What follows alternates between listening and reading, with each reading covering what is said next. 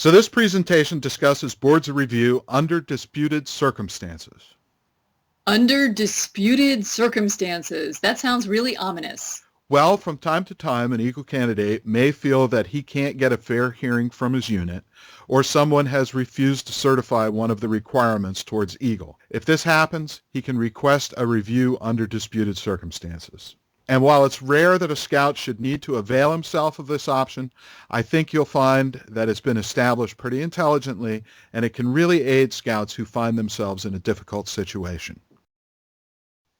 Well, it's rare. On occasion, there'll be a couple of bumps along the road in the Eagle Scout process. A unit leader or a committee chair may refuse to sign an application for Eagle, or a Scoutmaster Conference for Eagle is denied, or a unit leader or project beneficiary refuses to sign the final approval for what might be considered a satisfactory service project. When any of these things happen, or if the parents or the Eagle candidate doesn't believe his unit can deliver a fair decision, they can request a board of review under disputed circumstances. So my scout might have a board of review under disputed circumstances if a unit leader refused to sign his application. But why would a unit leader refuse to do that? For whatever reason, they may not agree that a scout has met the requirements. I mean, I guess that's possible, but it sounds awfully extreme to me. It's a rare extreme circumstance that would justify something like this on a part of a unit leader.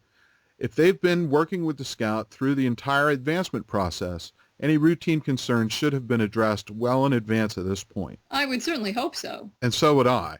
If a unit leader at this point has any serious concerns, they should confer with the scout and his parents and come to an understanding of all viewpoints. It would also be advisable to seek guidance from the district council advancement chair to assure that the expectations of the unit leader are not more than the actual requirements for Eagle Scout. If the unit leader or chair remains unconvinced, then they may want to deny approval of the Eagle Scout rank application. In this case, the application is returned to the scout or his parent or guardian, who may then choose to request a board of review under disputed circumstances. So this is before a normal board of review for Eagle. Yes, a review under disputed circumstances is in lieu of a normal Eagle Board of Review. And the review under disputed circumstances is not for scouts who did not pass an Eagle Board of Review. Right. If a scout did not pass an Eagle Board of Review, he would appeal the board's decision. So let me make sure I have this right. So a board of review under disputed circumstances may be appropriate if a scoutmaster or the committee chair doesn't sign the Eagle application, if a scoutmaster conference is denied, or if the scoutmaster, committee chair, or benefiting organization refuse to sign the project workbook, correct? That's right. Okay, so what happens next? Well, the council reviews the request and decides whether a review under disputed circumstances is merited or not. It should be rare that a council or district would deny a request for a board of review under disputed circumstances. However, the request may be denied if it's deemed frivolous or any concerns about the unit's inability to deliver a fair hearing are deemed invalid. In that case, the initial board of review must be held according to local council practices. If that board decides not to approve, then the scout may appeal the decision. So if the council decides that a review under disputed circumstances is appropriate, what happens next? An Eagle Scout Board of Review under disputed circumstances is held at the district or the council level.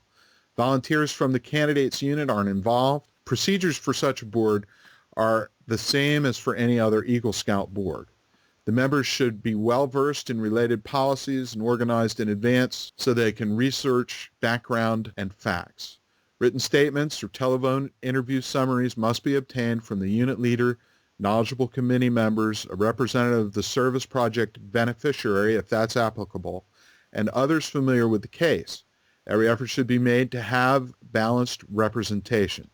Only review board members and administrators with a need to know may see any of this evidence. If the board of review under disputed circumstances approves a candidate, his application for Eagle goes through just like any other. The board must attach a letter to the application indicating it may be processed without the signature of the unit leader or the unit committee chair, or the date of the Scoutmaster Conference if it had been denied, or the date of the final Eagle Project signature if that was at issue.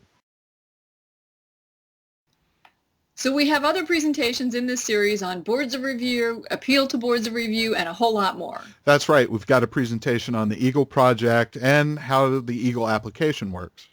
We've really been pretty busy, haven't we? Indeed, we have. If you have any other questions about Eagle boards of review, consult the Guide to Advancement. You can also talk to your district and council advancement coordinators. Yes, it's important to start there, but if you're still stumped, you can email the National Advancement Team at advancement.team@scouting.org. So I'm Lisa. And I'm Clark, and I hope nobody disputes these particular circumstances. Oh, my.